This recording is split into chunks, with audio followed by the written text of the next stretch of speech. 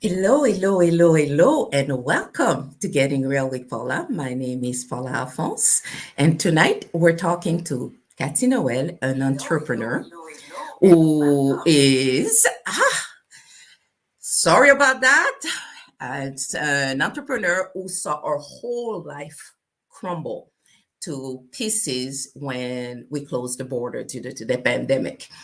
So tonight she is talking to us on her about her journey getting back up and figuring things out after everything has shifted. I tell you, there's a lot to unpack into this conversation, and I'm gonna say sit tight and let's bring Cathy on. Good evening, Cathy. Good evening. Super happy and blessed to be joining you guys tonight. I hope you are ready because I got some really nice story and golden nuggets for you guys. Oh, wow. Thank you, thank you, thank you, thank you. We are so looking forward to it.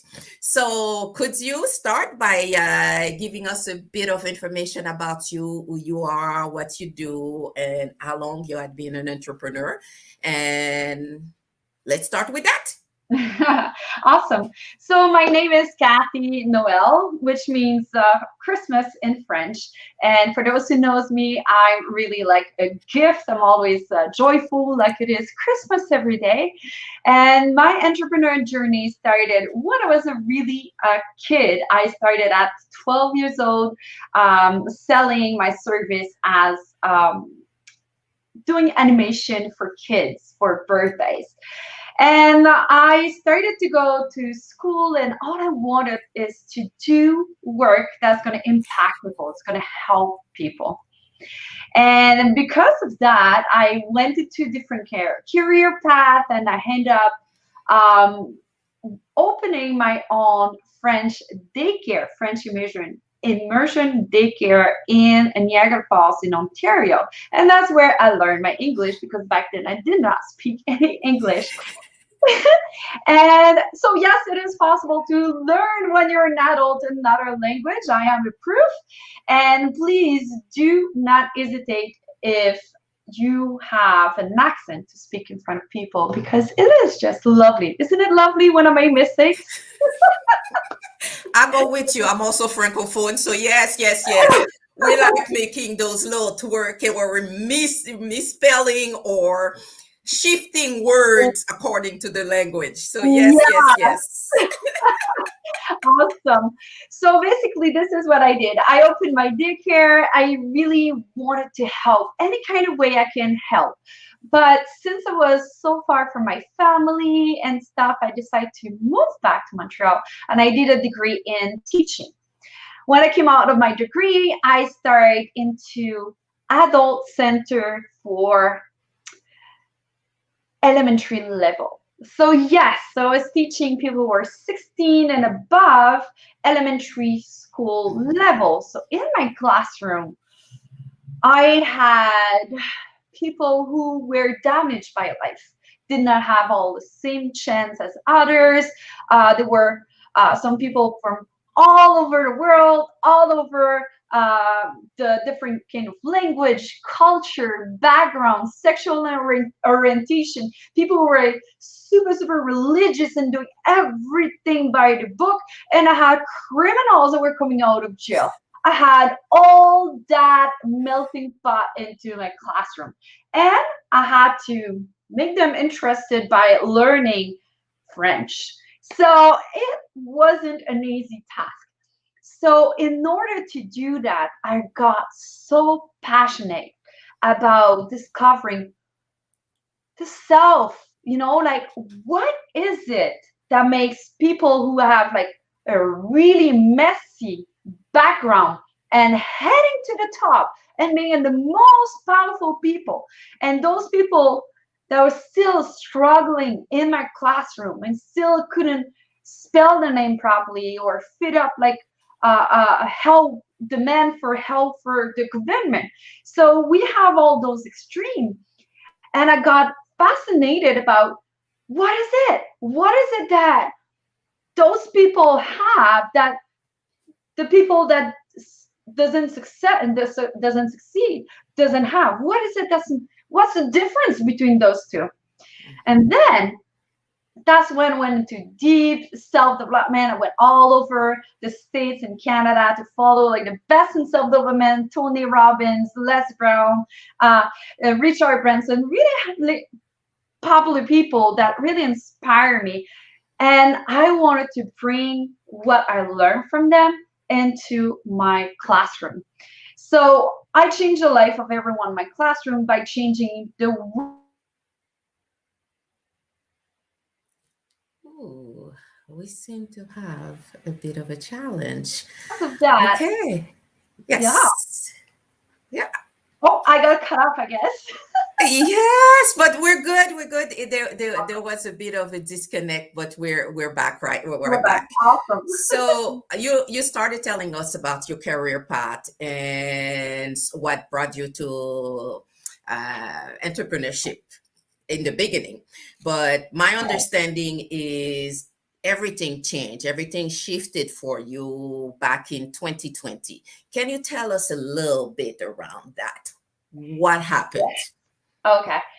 I'm gonna just close out the situation about me teaching. I basically lost my job as a teacher in the school board because we're cutting off the financial support for my students, right? So from changing life, my classroom only have 15, 20 people in my classroom, Mhm. and having all that being taken away from me because the government control it and say, oh, you lost your job, you lose contract and all that.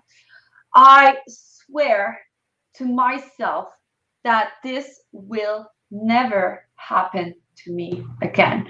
I wanted to help more than 15 people a year. I wanted to help the mass. I wanted to help more people. So in my journey, I become a coach. And to become a coach and live out of coaching, you need to build your marketing team, or at least to know about marketing. Because if you don't do marketing, Mhm. you don't have enough coaching. And if you don't have enough coaching, well, you don't live well and you cannot pay for your marketing. But in a situation where you don't have enough money, you cannot pay for your marketing, then you have to learn the marketing by yourself in order to be able to eventually to pay someone to do it for you. So this is what I did. And I learned marketing. I was doing my coaching at the same time. I was building myself. I was ready to hit the road, do conferences, help people. And then I was starting to move forward that. I got invited to speak at the Women Economic Forum in Delhi, in India. And that's when I discovered the cost of living over there. I said, you know what? Let me build a team to not only help me, but help every single one in my situation.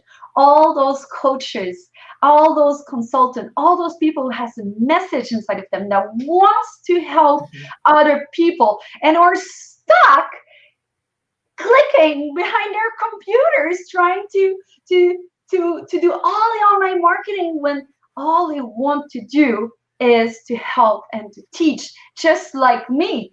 And I was like, okay, let me build that team. I had a 1 week vacation in India, but I just did not take my flight back. I was like, you know what? Only fool doesn't change idea. Only the fool keep repeating the same thing over and over and over, expecting different results, right? So I was stuck in that loop forever. So okay, let me make that move. In India, I decided to build my team. I went and I searched for a virtual assistant. I said, I'm going to build a team. I wanted to help women over there. So I hired a team of amazing women that was helping, teaching them how to do it. I, I rent an office. I have my employees working for me. I bought my computers, furniture, and all that. And was like, yes, that's it. I have conferences lined up for me. I have my team. I can help other people. I'm making 10 to 15 grand a month.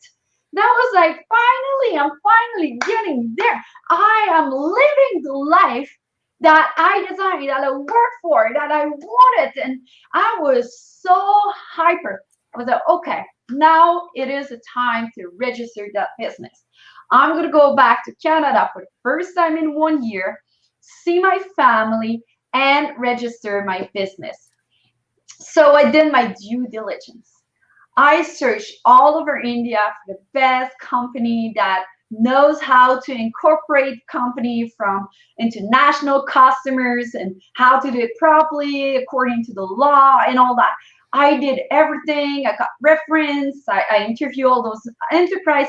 I did everything I could to make sure that everything was set up. I had 1 week in Montreal. Then I was driving with my parents in Florida, spending 2 weeks with them. Then I was back in India. I had a lineup of conferences. I had vacation plan. I was traveling all over India and across close by India. I did like 5 countries: Sri Lanka, Singapore. I went all over the place. I was traveling, and this is where I was going back to. January 1st, I was on top of the world.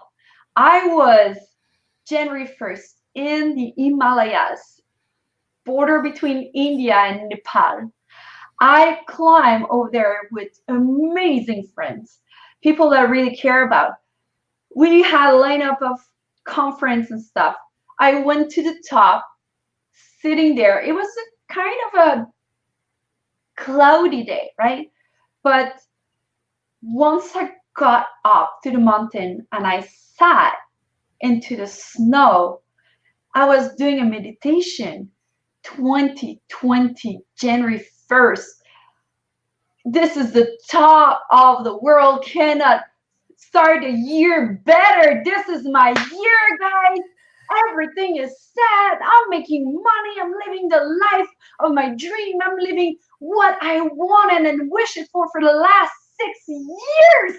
I was like, this is it, guys. I'm so happy. I'm going to go back to Canada, register my business, come back, and just live that life.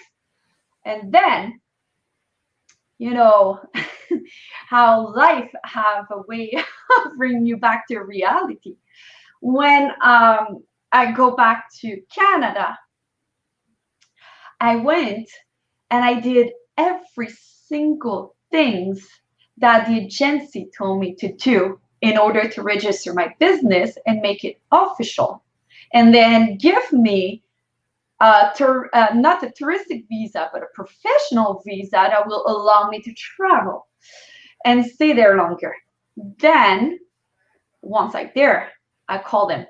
I did this, and that. So what's next? We're good, right? No, we're not good. You need this and you need that. It's like, whoa, you did not tell me this before I left India. I cannot solve this issue right now in a different time zone in Canada, not being with. You should have told me beforehand. Now it's kind of too late. Well, you're gonna have to travel back to Canada. It's like, no, this is not the way it works. I pay you, I ask you, I did my due diligence. I want this to be done. Come on, guys.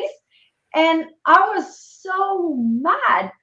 And then, sorry, you're gonna have to come back because it's not gonna happen right now. So give it up, Cathy. You cannot register your business. So I was like, okay, gonna go on vacation with my parents.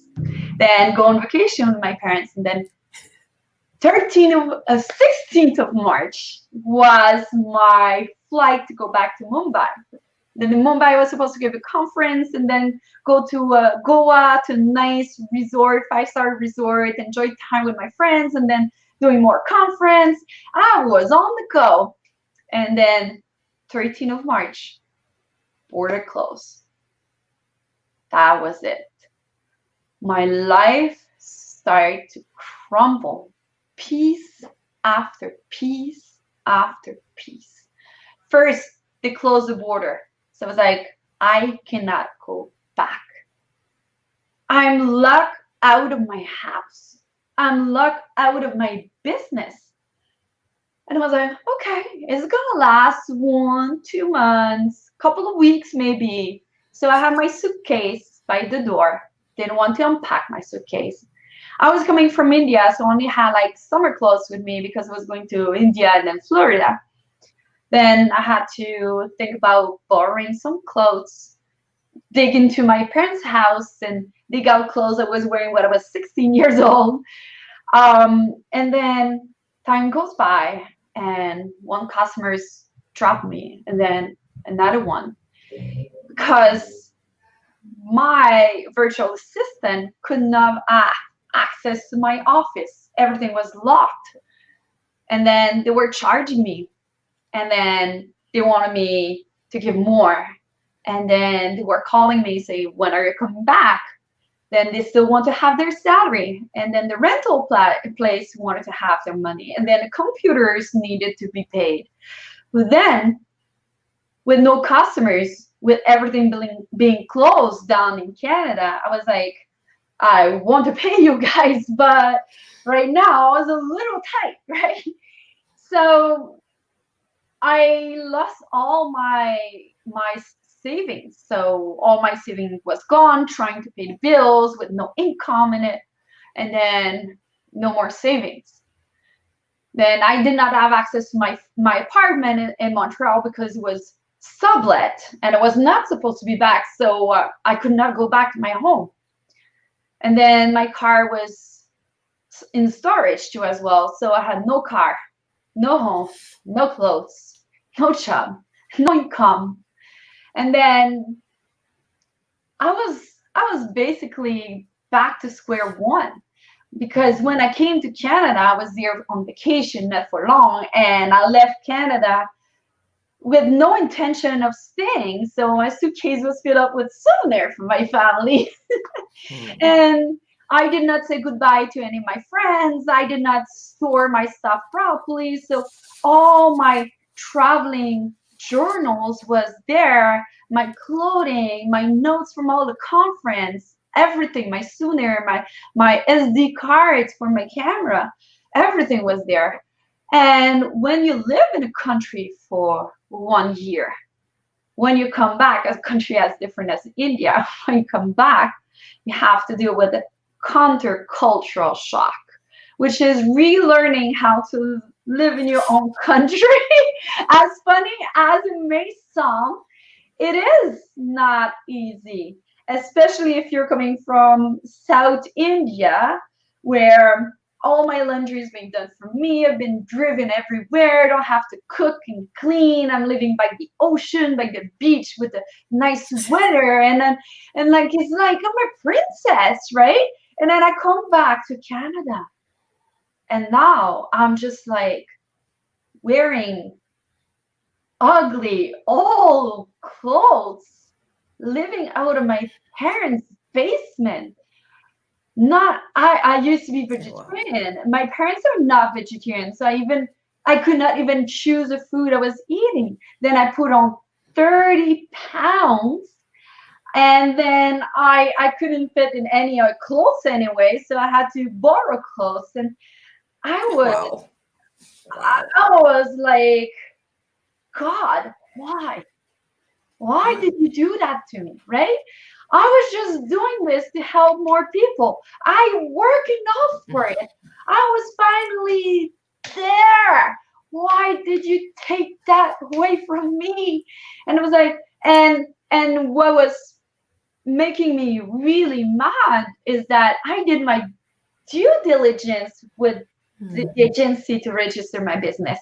And if I was registered, I would have a different type of visa that will allow me to go back to India, at least to clean up my stuff and close the things, right? But because it didn't work out, I could not have access to that visa, so I could not have access to go back. So I was having a lot of anger. I was having a lot of frustration. And I was having my parents like, you should go back to teaching. You should go this. You should do that. This online thing is crazy. You should not do this. We care about you, but we don't accept you staying in this condition. When are you gonna make it? Don't you think it's over now? And all those voices, you know? I love them. They So, love me, but yeah. So that's a lot. That's a lot to unpack. What is the hardest lesson you have learned? Let's start first with your entrepreneurial journey. yeah, What have I learned through this process? Because now we're moving on to the second year. Because no, almost 18 months. So, what have I learned? there you go. So what I've learned. So you saw me like from the top of the world to the bottom, right?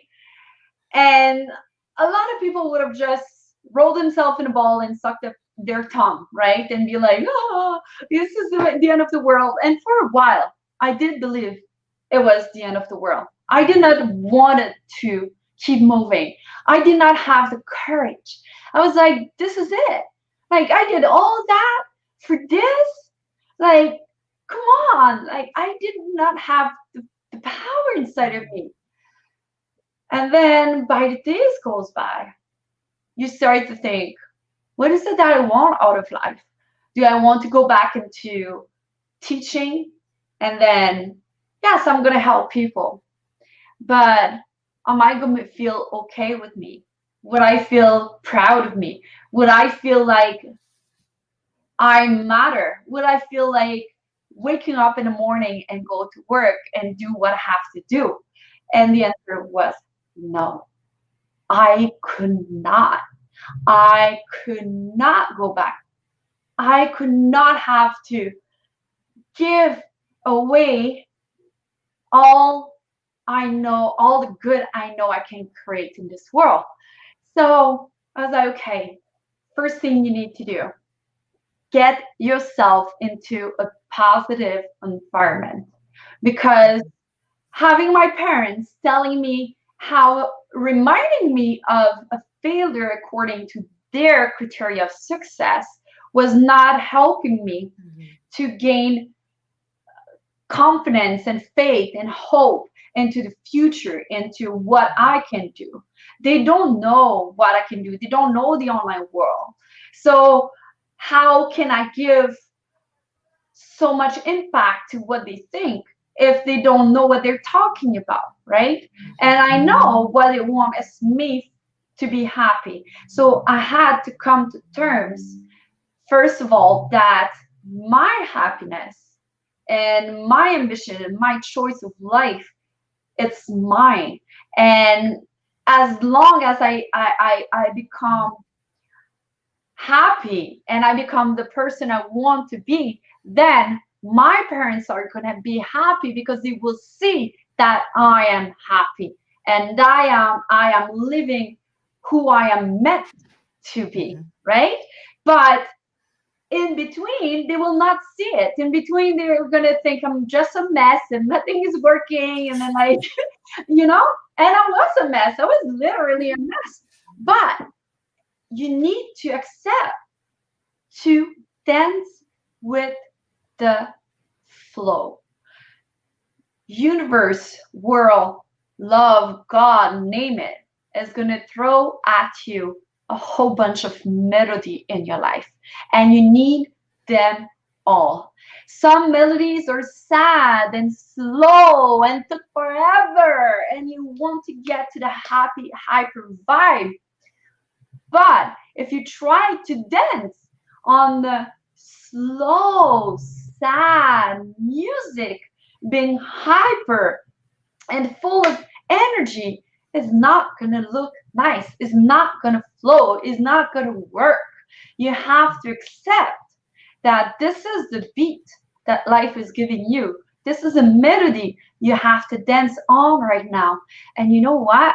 Dancing on a slow, sad melody, when you dance well on it, it's absolutely beautiful. And you absolutely feel good doing it. Why? Because you feel the music. You understand that you have to make one with the beat. You have to make one with the melody. Otherwise, it's not going to work. Yeah. It's not. So you have to let it go. My suitcase unpacked. My stuff from India, I let go my employees, I let go my business model, I let go my dream the way they were. Why? Because I know that when universe is clearing out something out of your life, it's because he has something better for you in store. And you cannot put it in your life if you still have the hole in your life. If you're holding on old garbage, you can catch the new coming up at you, right? So you need to do a full cleanup. And that's what I did. I totally shift my business. I said, you know what? Let me sit down and redesign my life. Let me see. I kept saying I lost it all during COVID, which is an absolute lie because I did not lost my relationship. I did not lost my knowledge. I did not lost my faith in my capacity of rebuilding this. And if you have faith, that's all you need. If you have faith in network, you're in business. That's all you need. You don't even need money. I did not have money. I was literally on the street. Why I was able to survive that period? Because I had friends, I had family, I had a network of people. And what did that do? Change my perspective. Now, instead of having employees that work in an office that have a lot of cost and a lot of management to go through, now I totally shift my business model and I work with freelancers that work from home, have all their tools, and if something goes bad, I have a backup. I have other people. I have a huge network of people to support me and help me. And this will never be made possible without COVID throwing out the window everything I've built. I discovered during that journey that I have to reconnect with some people. So I connect with online marketers in India. I made friends because of COVID online with really renowned online marketers in India, one of the best. And you know what? We have written a book together to bridge a gap between North America and India with virtual assistant, how to become free online, how to free yourself as a coach, as a consultant from all the marketing aspects so you can actually teach and help other people. So I built that with them. And now I have access to the best freelancer in India that all wants to work with me. When before, trying to find someone was a real struggle. Oh my, I went through everything. People that do not show up, people that steal from me, people that scam me, people that I went through everything. I had a perfect employee, but I was the worst boss ever. I had a lot of learning to do, right? But because I was surrounded by the best, I was surrounded with people who believe in me, who trust me, who knew what I was talking about. That's what I needed to rise above that. So your network is your net worth, basically. Period. Yeah, yeah, it's important. And I can see how you were describing it, how that shift took place, how that lesson influenced who you are now as an entrepreneur. You still have a curve to go back up where you were because the depths are still there and I have to take care of that. So I can totally agree with that. And when I'm thinking about what you said about going back to teaching, it's like going back to something you knew you didn't like, but also on top of it is it would just fit or cover my physical needs.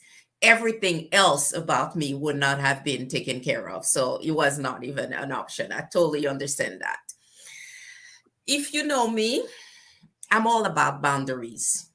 So, can you tell me, as you went through that phase, what are some of the boundaries that you have implemented, either in your personal or your professional life, that has created the most gain, the most personal growth and space for you? I think it is definitely to learn to let it go and go with the flow. It's basically giving yourself the time to heal, the time that is needed to go through the process. As much as we all want to be done with COVID or done with whatever Mhm. struggle you're going through, it is a phase and it is needed for you to grow. I learned so much about myself through the process of getting through having it all to losing all. I put it into brackets because I did not lose it all. And then having to go back to climbing the ladder again and saying, you know what? I'm not that 15K man like I was. I'm not traveling all over the world like I was. I'm not doing this and this and that. But right now, I have an awesome network. I have boundaries, meaning that I do not let other people to disturb my process and telling me that it should be over. I should be done. I should be ready to be back. I should no, you know you know how you feel. Yeah, sometimes you need a little push in the bottom, but because if you go back and try to push yourself when you're not ready, you're not going to be giving what you're supposed to give, and it's not going to go the way you want. So just give yourself the time, let it go, heal yourself, and be like, okay, what's the next best step I can take right now in my situation to move forward? And the next best step might be just tomorrow to get up and take a shower and have a nice coffee, right? Because for some people, this is this is really hard to do right now. And I've been there. So I know. Don't let other people intrude your life and tell you how you should feel, how you should be, when it should be over. Just do the work and stay in that state as long as it needed. And that's it. Once you're going to be ready, you're going to feel it, and universe is going to put everything in front of you, and it's going to be yours to grab. That's for sure. Wow, wow, that's a lot, a lot. And I guess that also included the three nuggets that we were talking about, leaving with the audience. And it's important, as I'm hearing you speak. First, it's the energy and the power that comes out of you. And I think it's all about the positivity, the being able to let go, being able to make peace with what you cannot change. Because trust me, this is one of those where no matter how we could have planned, we didn't see that one coming. Some people fared maybe a little better than others, but through the process, we all learned something. We all had Oh, to figure out what's the next step. How do we make it happen? What would be the best way to pursue this journey? And I commend you, by the way. I commend you for being able, because it's just 18 months. Because I don't know how long it took for you to flip over the business model and start getting back. Some people might not have been able to do that in within a year and then get stuff moving again. So kudos to you. I don't know if anybody's paying attention, if anybody's sending you love. Kudos, kudos, kudos. I'm not even going to talk about your parents because I know uh, them being from another generation. Even if you're doing better, even if you're in your own place, even if you're able to pay the bills, they're still thinking, I don't understand what you're doing. Because anything online to them is just challenge. It's just like, yeah, now you're just gonna get uh, scammed, stolen from, and blah blah blah. That's all they know, because that's, that generation is not as comfortable. While in the business world, we know that virtual is the way that we're gonna stay. Certain things might require face to face, but a lot of other elements will be, this is the way we're moving forward. If you Absolutely. had After that, yeah. If you had one key message you would want to leave with our listeners, what would that be? Just follow your guts. Follow that little voice inside of you. What Mhm. is that thing that you want to accomplish? That thing that really makes you uh, get up in the morning and enjoy your day. That thing that makes you want to be alive, that wants you to, that thing that really resonate, make you vibrate, that when you're doing it, there's no time, there's nothing else in the world that you'd rather do than this thing. Whatever it is, be music, be being with your kids, being a cook, whatever it is, find that thing. And that thing will be a motor, will be an engine to anything else you want to accomplish in life. You have to go back to that. You have to find it. You have to nourish it, and you have to feed yourself from it when challenge happen. I totally agree with you, and I suspect that for a lot of people, those are the main messages coming out of this whole pandemic. We're not out completely out. Everybody wants to, but we're not there yet. But it's this sense where, if I'm able to leave my passion, if I'm able to find that thing that I'm really good at, because a lot of us you go to work out of habit, you Yes. do things out of expectation because that's what you were meant to do. And now we've learned something different. And I'm telling you, when they're going to start calling people back to work, I'm not sure whether everybody's gonna go back, because quite a few of them will say, "I found my passion, and you want me to go back to boring life? Let me think about that." So, and again, and this is it's always going to be about how much effort I'm going to put in. I'm not going to pretend that being an entrepreneur or living your passion is easy and comes with no challenges. There will be challenges, but because you're passionate about what you're doing, because it meets your purpose, and there's that sense of alignment, then all of a sudden it feels as though, I can do this. I can do this. Okay, yes, there's a small irritant here, but that's okay. That's okay. We'll figure it out, and then we'll go. Well, before it was like, there's a flat tire and I'm about to kill someone. So it's a different way of looking at it. So Definitely. how can people get in contact with you or hear about some of your future activities?